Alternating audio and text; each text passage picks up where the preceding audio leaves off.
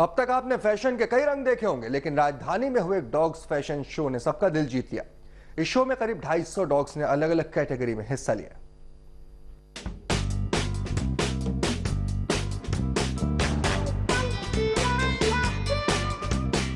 ये जनाब सज धज कर तैयार हो रहे हैं फैशन शो के लिए। जब बात अवार्ड पाने की हो तो भला कौन पीछे रहने वाला है। इंडियन कैनल लीग के डॉग शो में सभी पार्टिसिपेंट एक नए अवतार में नजर आए।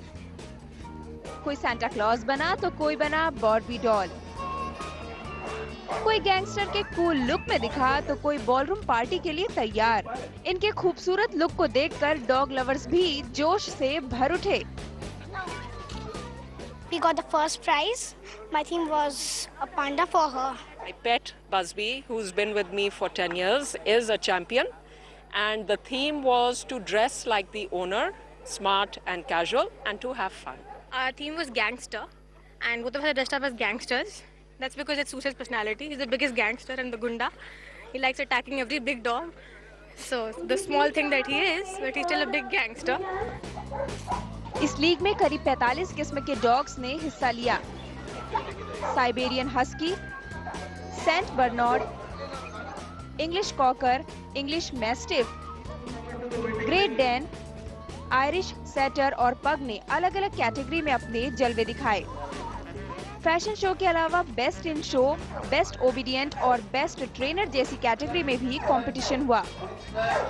3 जनरेशन तक उनकी ब्लड लाइन रजिस्टर करती है just to improve the standard of the breed. वो उसको हम लोग यहाँ रजिस्टर करते हैं, उनको यहाँ मौका मिलता है, वो अपने एक दूसरे अपनी कैटेगरी में कम्पीट करते हैं। तो उसमें से जो बेस्ट ऑफ ब्रीड होता है उसको that is ideal for breeding. तो वो ऐसे ब्रीड स्टैंडर्ड्स मेंटेन करके रखते हैं हमारे इंडिया में। अपने मस्ती भरे अंदाज में ये कभी अपने ट्रेनर की बात मानते तो कभी उनके साथ खेलने को बेताब हो उठते।